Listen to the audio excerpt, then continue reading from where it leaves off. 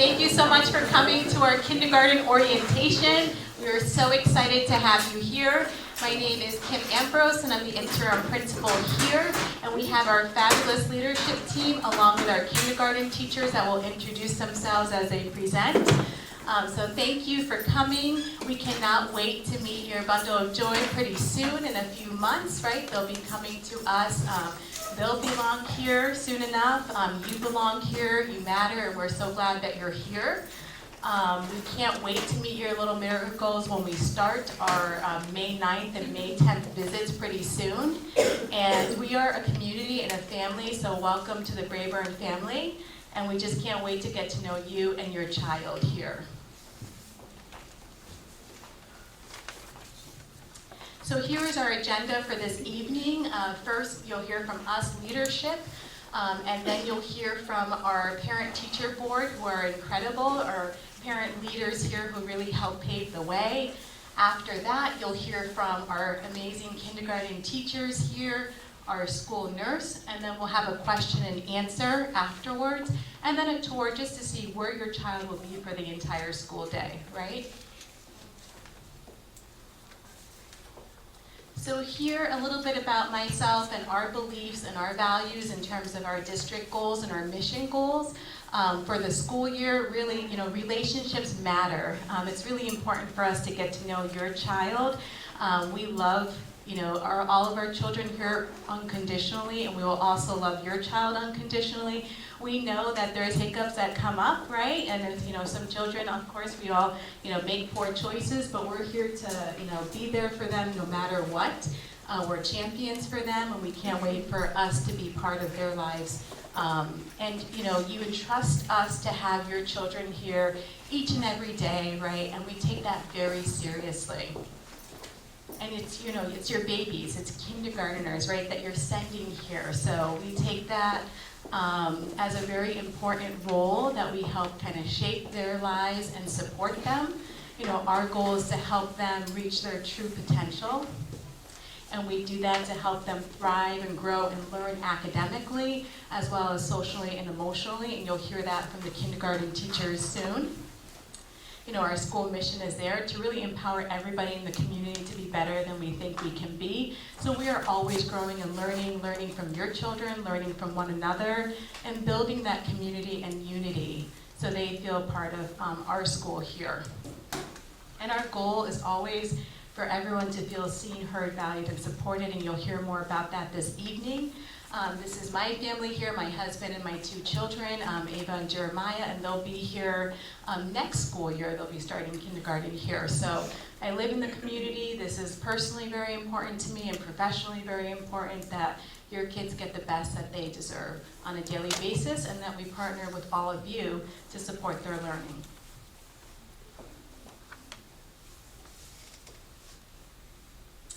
So getting to know your child, these are the exciting parts where I get to see, and I have so many familiar faces here as you already have children here, and I can see them on a daily basis. So we get to know your children. I do some book readings with our students to get to know them, for them to get to know me, which is really important because we want them to see leadership, us, as a caring and trusting adult that they can go to if they have any problems or concerns or anything exciting they want to share about their day.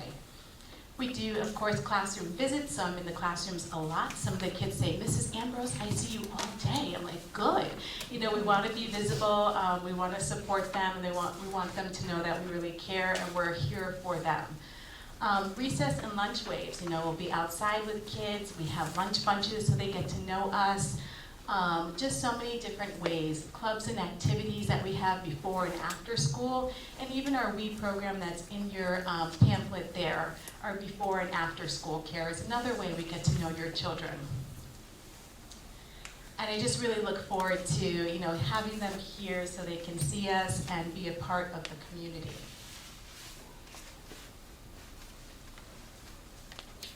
And and we have a lot of fun too, right? This is the 100th day of school. We're celebrating with our kindergarteners. Our teachers took these pictures of them.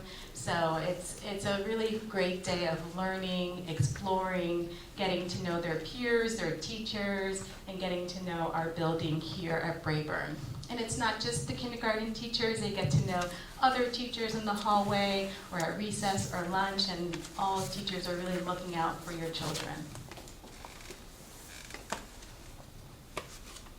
So here again, our goal for everyone to feel welcome, seen, heard, valued, and supported. So that's a mural that you see when you walk in here, and students and staff and leadership and parents have said, you know, that mural reminds me of the love of learning, right? That mural reminds me that no matter who I am supported, I'm valued, and I have a sense of belonging here. And that's the feeling we want all children and parents and caregivers to feel when they walk into our school. Supported, right? That is our staff picture there. We have incredible staff. I think we're just so fortunate to be part of this community. With that, you know, when I ask all the students here in this building through book readings, who is your trusted adult? And you hear oftentimes parents, right? We hear caregivers as your trusted adults. We also hear teachers, support staff, principal, leadership, so they feel that they can go to one of the adults in this community and be heard and supported. And that's exactly what we want. To be valued and heard as all of you as parents, as a part of our community, right? We want your feedback. We want you to be part of the community. And some ways are through coming to these events, so thank you for being here. I know it makes it a long night. Also like our curriculum night that we're coming up in the fall, and we have parent-teacher conferences, whether it's virtual or in person, as opportunities for us to get to know you and you to get to know us, and to know, you know, how your child is learning and experiencing their time here at Braeburn. Other opportunities that are included to feel valued, seen, and heard is we had our multicultural event yesterday. We had over 80 booths representing different cultures and the uniqueness that we all bring to the Braeburn community. So those are just some exciting ways for you to be involved. And our parent-teacher board will also speak about ways for you to be connected and plugged in as well. Welcome. And to be seen, you know, all of you as parents, I see so many of you in the school building, and what that looks like is like we have mystery readers where you can come into the school building and read. Some parents and caregivers come in for birthdays and read a book, and that's always very exciting, or you can help out with the kindergarten centers. When invited, that's another opportunity, or coming to our bookstore or helping out in our library. So many opportunities for you to come in and be, you know, part of your child's experience during the school day or even after school. And here, you know, creating an optimal learning environment through the lens of equity is our district goal. So equity, meeting the needs of all of our learners, right? And how we do that with a high quality pedagogy. So we have student-centered learning strategies to really support your child's learning. Our cultural competence, right? Having culturally responsive teaching practices, as well as, you know, texts where your child sees themselves in the books, in the readings. So they have that sense of belonging is really important and one of our focal points. Another one is a family partnership, right? You are such an essential part of their academic and social and emotional learning and success, and that partnership with the teachers and with all of us, it really helps your child thrive, learn, and grow. And then social emotional learning. We have our second step program, and you'll hear from our teachers about that pretty soon as well.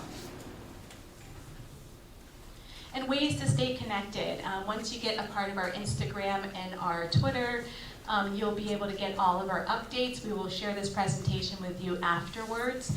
And we also have our Braeburn newsletter that goes out every 2 weeks, so you get to see what's happening. And then you get the pleasure of having a robocall, right, every Monday evening. I hear some giggles because you'll hear my voice, and we'll tell you what are the weekly events that are happening and what are the exciting things that your children have done here in the community. So we find opportunities, touch points for you to really feel like you're experiencing their day through their lens. And next we'll have our curriculum specialist, Diana DiFiore, come speak, as well as our reading specialist, Kathy Hayes.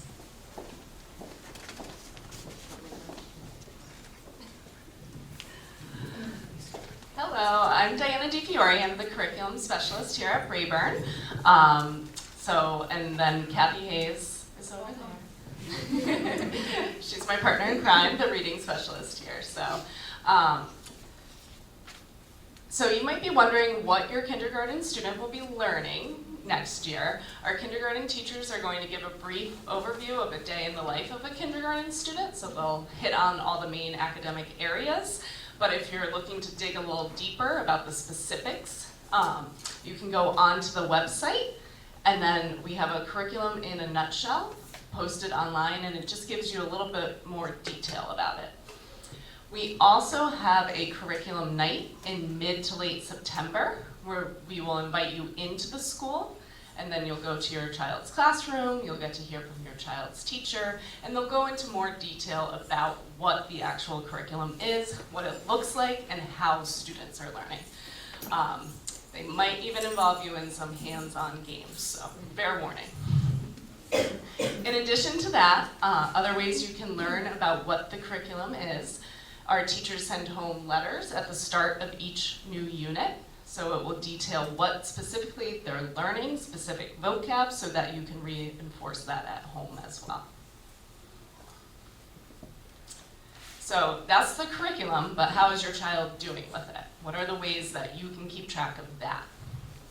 The most important way is that day-to-day teacher communication. Our teachers are phenomenal about keeping in touch with you. If they have any concerns, they're going to share them right away with you.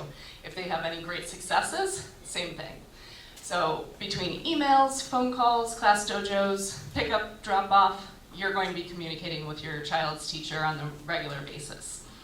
But in addition to that, we have some more formal things in place, like Mrs. Ambrose referenced before. We have parent-teacher conferences in both November and March, and those coincide with 2 of our report card periods. So you'll get a report card the Friday before the week of conferences that shows your child's progress. Now, nothing should be a surprise to you because you're having that regular communication with your child's teacher, but it's just a good starting point for you to use when you are meeting with them for conferences. At the conferences, they'll have your students work, you'll get to see what they've been doing in the classroom, and really get a sense of how they are progressing with the curriculum, as well as their social emotional learning, which is part of our curriculum. In addition to that, we also have assessments to really gauge how students are doing. Our teachers are doing frequent informal assessments, which just might be, you're walking down the hallway with a student on the way to the office, and let's count to 10. How do they do? Those are the most valuable assessments that our teachers do on a daily basis with your students. But in addition to that, we also do have some more formal benchmark assessments that take place 3 times a year. We have the AIMSweb assessment, that is a reading assessment, and then the iReady math assessment. And that just gives us a sense of how your student is doing compared to their peers nationwide. So those are all the ways that you'll be able to keep track of your child's progress.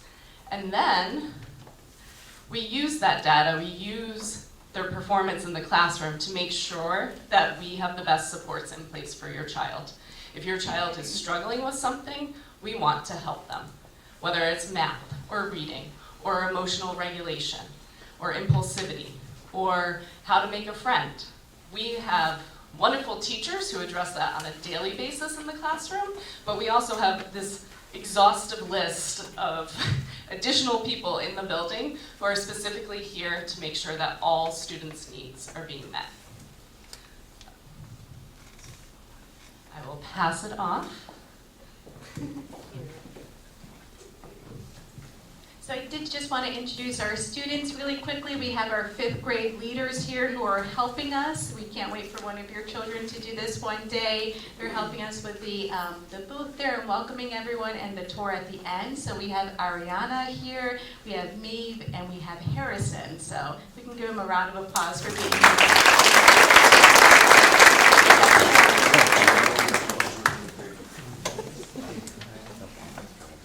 Now we'll have a presentation from our parent and teacher board. We have Erica Rose here and Beth Mangini. Thank you so much for being here. I know there was a microphone though. Okay. So I'm Erica Rose. This is Beth Mangini. We're representing PTB tonight. We actually, Jess Dodge and Lauren Messner are the PTB co-presidents, but we had to be here anyway, so we figured we should give them the night off. I have a daughter that's going into kindergarten, and then I also have a 3rd grader and a 1st grader here. And I have a daughter coming into kindergarten with all of your kids and a 2nd grade son as well. And this is actually my first kindergarten orientation because if you have a 2nd grader, you know that nothing happened that year. And we're just here to tell you a little bit about PTB and ways you can get involved. I think our goal for next year is to get as many parents involved as we possibly can.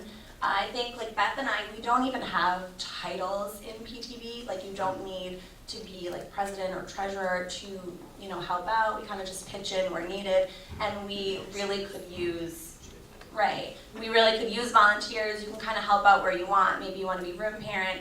Maybe you just want to help out at one specific event through the year. We're actually going to circulate because we are just really wanting you to get involved, whether you're brand new or I know some of you have been here before and maybe you haven't helped out before, but now's your chance. So we're going to, It can be as simple as helping the school store one time for the whole year. So like 2 hours for the whole year. Yeah. But if all of us pitch in, then everybody gets like little jobs. So we're actually going to circulate. You don't have to sign up, but if you're willing to just sort of be on like a handy helpers list throughout the year so that if we do need someone to pitch in or we're looking for help, we know who is willing to do it. And I think you're going to go through those slides. I'm going to circulate these. So basically the mission of our PTB is to support the children, faculty, staff, and families of Braeburn through activities, fundraisers, and events to enrich student learning and foster an inclusive, nurturing school community. So basically, we do a lot of the fun stuff, and we obviously fundraise to do a lot of extra stuff as well. Just by being a parent here at parent or guardian here at Braeburn, you're automatically a member of the PTB. So you don't have to feel like you have to join anything or sign up. Whenever you see there's a meeting, you are more than welcome to come.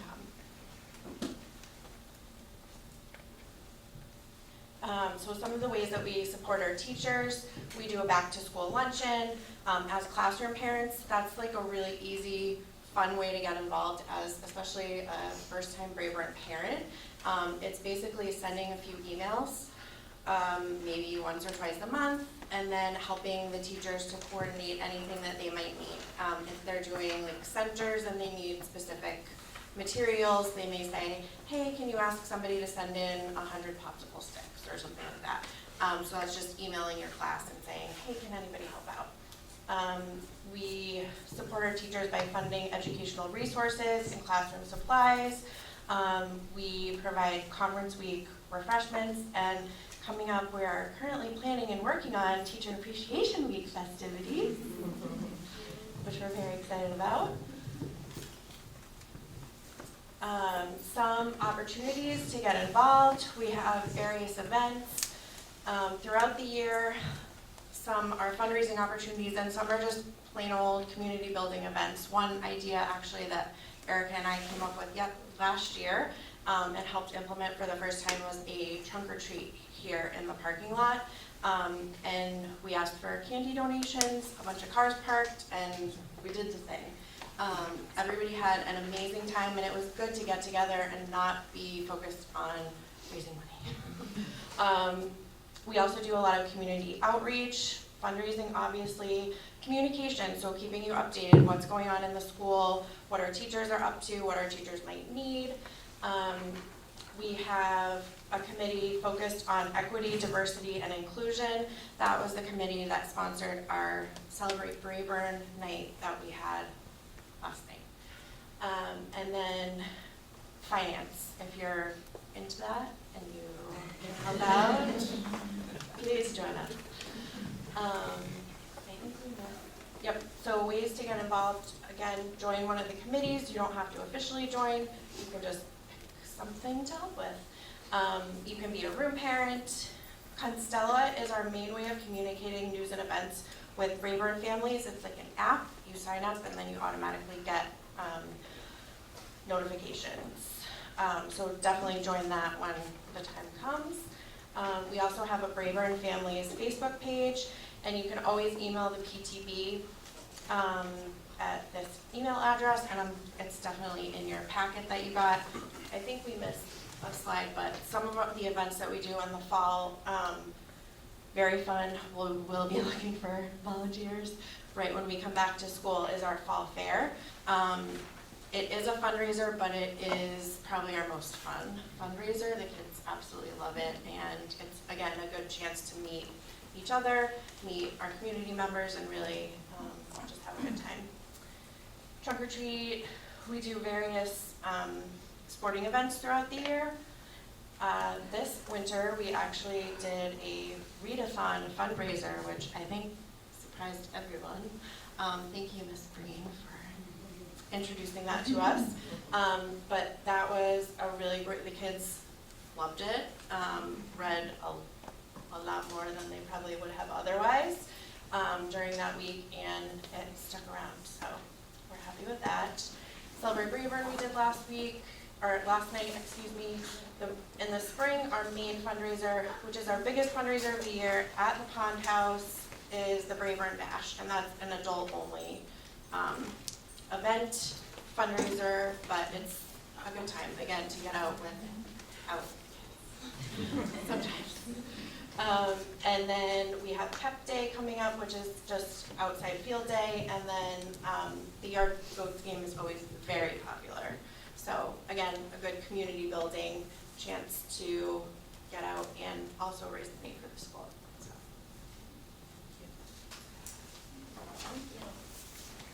Thank you very much, Erica and Beth. Great job. You guys are doing amazing work. Next, we hear from our school nurse, Stephanie Leahy. Good evening, everybody. My name is Stephanie Leahy. I'm the school nurse here at Braeburn. I first just wanted to start to give everybody my contact information and let you know that you can reach out at any point if you have any questions or concerns about your child before school starts. The sooner the better to reach out to me. September is going to be here before we know it.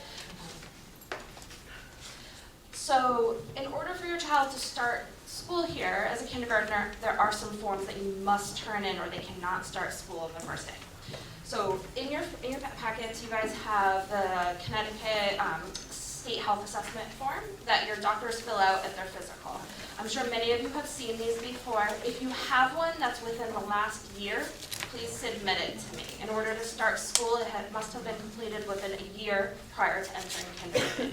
If you have one that's a month short and they have an appointment scheduled for the summer, certainly you can send it to me and I can get started on the paperwork to let you know if anything looks like it's not up to date, so that you guys kind of aren't rushing at the end of the summer to get everything going. In addition to that form, their updated immunizations records must be attached to that also to be able to start school. If your child's going to need any medication while they're in school, be it if your child has asthma, it might need an inhaler in school. If they have allergies, you need an EpiPen, or any other daily medications. There's an additional form in your packets that is for the provider to fill out, and then also the parent will need to sign, and then it will need to be turned in to me. When you bring the medications into school, you must bring them in and hand them to myself or another adult in the building. You cannot put them in your child's backpack and put them on the bus. And then, of course, if anybody has any health concerns, please reach out to me and we'll chat. So a couple other, wellness sort of, points. If your child's going to be out sick, just call the main office or shoot me an email, either or. Try to do it before 9 a.m. so that we know why your child's out, and so we're not calling you to find out why. For the kindergartners and even first graders, I always recommend a change of clothes. We can keep that in their cubbies, we can keep it in their backpack. Every classroom does it a little differently, but to have a change of clothes, accidents happen. Sometimes we can just fall in a puddle and we just need a new pair of pants too. Classrooms are nut-free. Snacks are done in the classroom, so please pack nut-free snacks for your children. They can have nut products when they have lunch in the cafeteria here. We encourage healthy eating. So please remember that when you're packing lunches and snacks.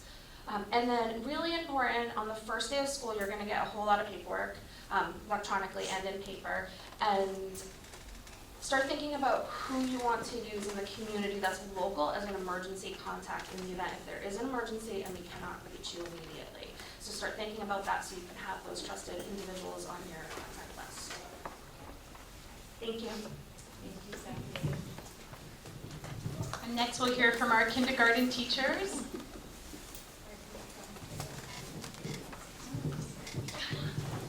I'm making them go with me.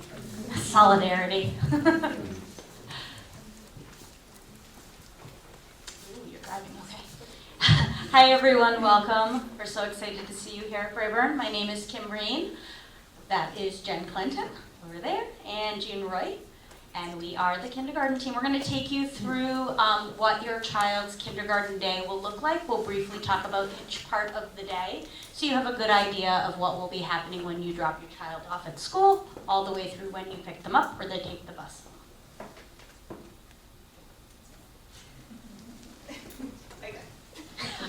Back. Okay, so I think there's one there. Oh, there is. I think so. Uh-oh. Is that better? Ah, okay. All right, so school starts every day at 8:30, and you are able, if you are dropping your child off at school, to drop your child off at 8:20. But if they come by bus, they will be taking the bus right up into the front. Keep hitting it, I'm sorry, I'm gonna turn it. Buses will pull up right in front of the school, and the bus students will get off of the bus and will meet one of our kindergarten paras right outside the front door. So they will be given supervision until the bell rings in the morning. So bus students at the front entrance of the school. And then if you are driving your child to school or walking to school and you are dropping your child off, if you first came up the hill, you'll see there was a little fenced-in area right over by the kindergarten rooms. Those children who are walking to school or dropped off will line up in that kindergarten area. That is not a time during the day where they're playing outside. We're keeping them in straight lines at that point. At 8:20 again, another one of our kindergarten parents will go outside and supervise children, but children will not be supervised prior to 8:20. And there's a door for each class there, so Mrs. Roy's students will go in her door, and Mrs. Clinton's and I, since our classrooms are right next to each other, will be going in the same doorway there, and we will come to the door and greet the children. When the children come into the classroom, they all have a very specific area where they will hang up their belongings. We do ask that kindergarten students are able to unzip their backpacks, take off their jacket, take their folders out and put them in the appropriate place. That's beginning to start to teach them some of those responsibility skills that we'll be building throughout the year. Obviously, you know, if it's a snowy day and there's boots and things like that, that we will offer to help if needed, but we really do encourage them to try to build that independence as the year goes on. After the children come in, every morning, every classroom does have what we call a morning meeting. And our students help us lead this morning meeting every day. And what we do during our morning meeting time is each classroom has a morning message. We will circle sight words, we will look for letters that we know. Every classroom has a special helper of the day, so the child's name will be posted on that letter, and we read that together every day. That allows the children to know what their day will be like and what special they have. We will go through our calendar area doing calendar, weather, how many days in school. We sing songs about getting to know each other. We may read some of the classroom poems that we're working on at that time. So that's a really nice time for us to come together, welcome each other into the day, and get them settled before we start to get into their core work. And then typically after our morning meeting, we usually move right into Fundations, which is a phonemic program that we use here at Braeburn, and we have had phenomenal results with this program. We start off very slowly, introducing all of the lower letters first, and then we move in and we work on those uppercase letters. The reason that we start with the lowercase letters is that for whatever reason, when kids learn to write their names, and I think that's happening more and more early with children, they're all writing all in capital letters. So switching it over to lowercase is really important. Fundations is a very hands-on program, so we use dry erase boards, we use letter tiles. We are working with, when we introduce the letters, we're doing the letters with a picture and the sound. We also put emotion in there to help the children to understand that. And it is really crazy to me how quickly they learn them and then transfer it over when they're reading and when they're writing. Okay, speaking of reading, we have guided reading where we work with children in small groups based on their needs, whether they need some reinforcement and whether they need some stretching or just more practice in a different area. Those groups are fluid, so they can change depending on the need of that month or even that week. And we work with children usually in groups. We like to try to keep them around 4 or 5 so that they stay nice and small. While we're doing guided reading with the students, the rest of the class is working in literacy centers. And so we've got 4 or 5 children. Hopefully we have a para with us, but if not, we kind of show the children and practice what they should be doing in those small literacy station groups. And they are working on maybe writing. They might be reading big books. They might be working on a poem. They might be working on a phonemic activity or game.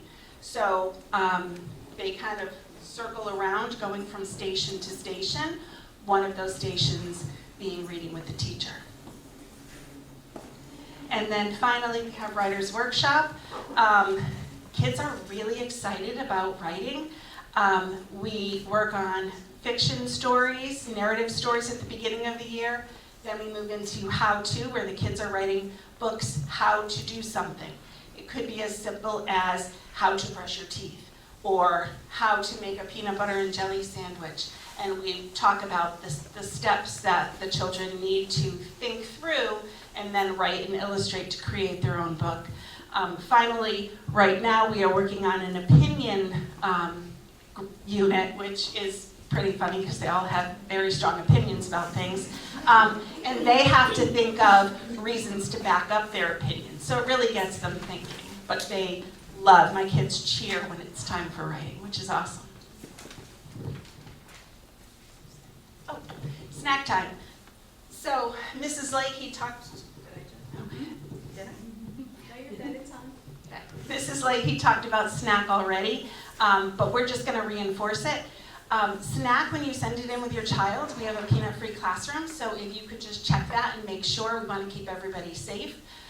We also ask, depending on when our lunch is, sometimes our lunch is later in the day, we'll find out when we get our schedule, but send your child a kind of substantial snack, and then we, in the beginning of the year, we'll have them bring home whatever they don't eat, so you can kind of gauge what they're eating, because the last thing that we want is hungry kiddos. So if you can send in healthy snacks, even, Ms. Breen was talking about building that independence. Maybe they can help you choose their snack and build their snack, because I've heard many a child that said, I don't like this, my dad packed this is not what I eat. So if you include them, then they have ownership. And so they might be more apt to eat their snack.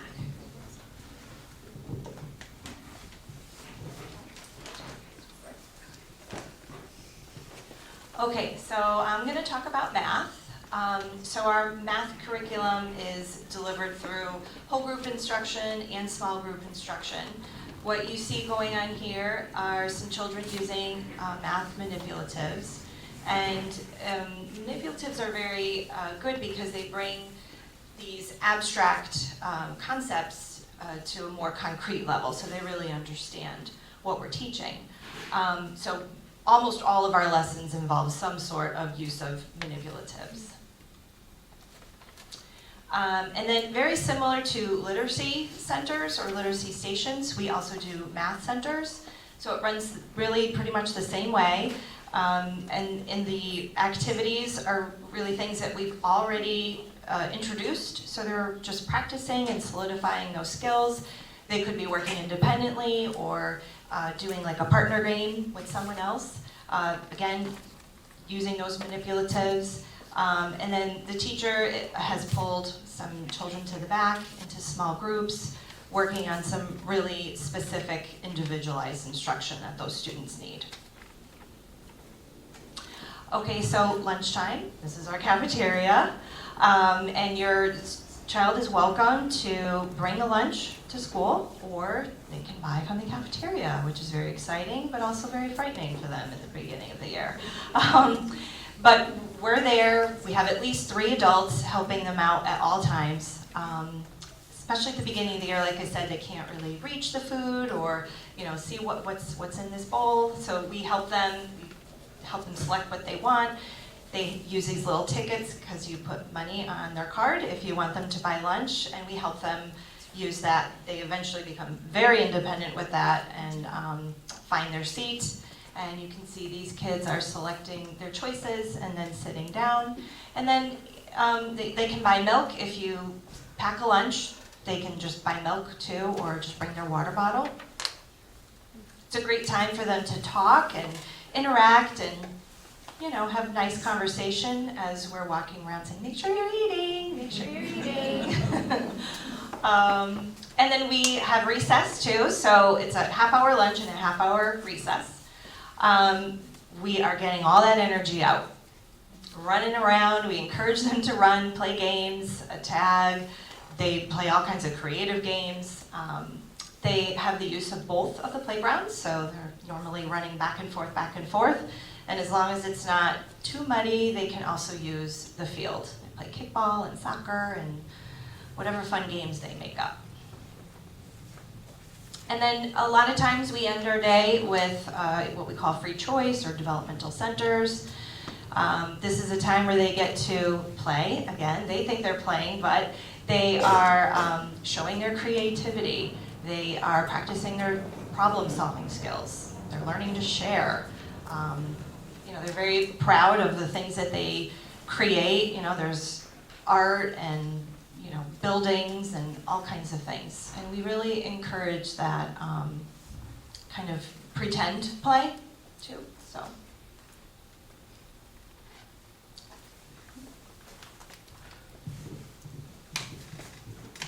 Okay, throughout our school week, your child will also participate in various specials, one of which is library. So we have library time for 60 minutes a week. Part of that time is devoted to the literacy and stories, so your traditional idea of a read aloud from the librarian and their book selection. And then the other part of the time is used where they go into the computer lab and work on new technology skills. So our librarian, Mrs. Lavoie, will go in and show them new educational programs, or we'll do during the week where we have Hour of Coding, she'll go in and she'll teach them some kindergarten appropriate coding skills where they're moving little characters through mazes. So that is a time where they would be not only learning new programs, but also learning how to manipulate technology, not necessarily just on the iPad, but also using a mouse and a laptop computer. So they're gaining those skills as well, and you can see in the pictures, and we will give you a tour of all of our special areas in just a little bit, but we have a phenomenal library. The children love it. There are lots of different opportunities in there. They can do their book checkout, and there's lots of different areas where they can read. Books come home, whatever day you get the schedule and says that your child has library, then they will not return their library books until the following week. In the art room, we're going to explore, obviously, a variety of art materials. This is a really great place for your child to develop his or her fine motor skills. Ms. Dinello does a wonderful job of really helping the children express themselves through art, through a variety of different projects, and also a place where there is, again, a lot of supplies, a lot of things that the children need to start gaining independence in doing. So taking care of their art supplies, cleaning up after themselves, learning how to clean the brushes, and it's something that they take ownership of and feel really proud of. And Mrs. Arcari is our PE teacher in our beautiful gym. And here's where we're focusing on the foundational skills needed to be physically active. So the children are consistently moving, working on school citizenship expectations, so working on that cooperation and that problem solving, being a really great winner, and understanding that sometimes that doesn't always happen and how to react appropriately there. Whenever the children do have PE, we do ask that that is a day where they wear sneakers to school, and you will be receiving at the beginning of the year, you'll know exactly what day that will be for your child. And music. This is where we learn music literacy, rhythms, beats, tapping, different types of musicians, and learn performance skills by singing and playing. And so the children do feel that that's a really active time for them as well, because a lot of that music is taught through music and movement. Okay, we also have science and social studies in our curriculum. And our science program, we follow the next generation science standards, which means that it's very inquiry-based for the children. So there's a lot of asking why and having the children do a lot of exploration on their own to figure out the why of why things are happening or what the what-ifs that they would have. So a lot of times we'll hear the words, I wonder, or I notice, and we're having the children come to conclusions through their experiences instead of just telling them facts about science. We have 3 main units that we do in kindergarten. The first is waiting for weather. The second is all about pushes, pulls, and force, called push, pull, and play. And we will end the year with plant and animal needs. So what makes things grow, what living things need to survive. For social studies, we start the year, and that kind of ties in a lot with our SEL curriculum, which I'll talk about in a moment, but we talk a lot about who am I, what's my identity, where do I fit in? Talk about how then when you figure out who you are, how do you fit into your community, what impact do you have in your community, and then we end the year with maps and globes. And finally, we have our social emotional learning program is called Second Step. On the board, you see a picture of Puppy and Snail. Puppy and Snail are very popular within our Second Step program. It is a program that uses a lot of scenarios and role play so that children are starting to build their social emotional skills so that they can thrive not only in school but also in life. So we do a lot of scenarios with Puppy and Snail where there's a problem and we're trying to solve the problem. And we're asking the children for ideas. We're giving them, as they begin to role play, almost a little bit of a script for how to solve certain problems in the hopes that they'll take that script and kind of then apply it to other scenarios in their life. It's where we nurture positive relationships, managing our emotions. We know that sometimes with the little ones, those emotions get high. So we get these really big emotions, what to do with them. They can be positive or negative, but how we're going to react to them. And we also set goals for ourselves in what will we do next time. There's a lot of posters, a lot of visuals that go along with that go up in the classroom, so they're there for the children to refer to throughout the year.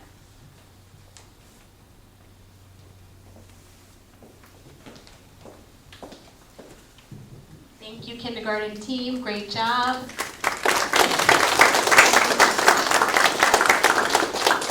So we just have a few minutes. Are there any questions that we can answer for you before we go on the tour? Yes, I just Regina. have one question about recess. Are the kindergartners out there at a different time than the older children? Yes, they are. Do you want to speak a little bit about that, June? Sure.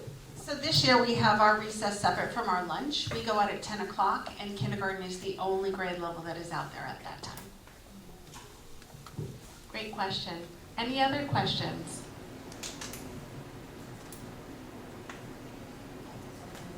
Yes.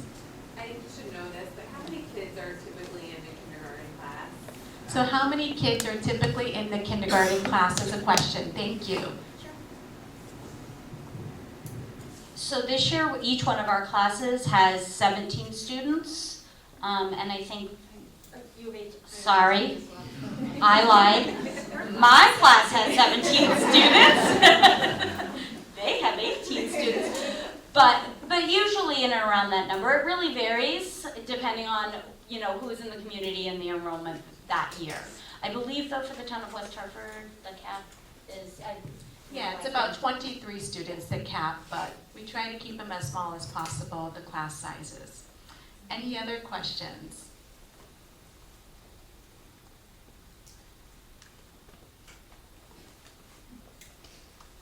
I have a question for you. How many is this your first time you are welcoming your kindergartner here at Braeburn? Raise your hand if you're first time kindergarten parent. Wow, that's fantastic. Welcome, we're so excited to have you here. And just raise your hand if you already have some Braeburn Bobcats here.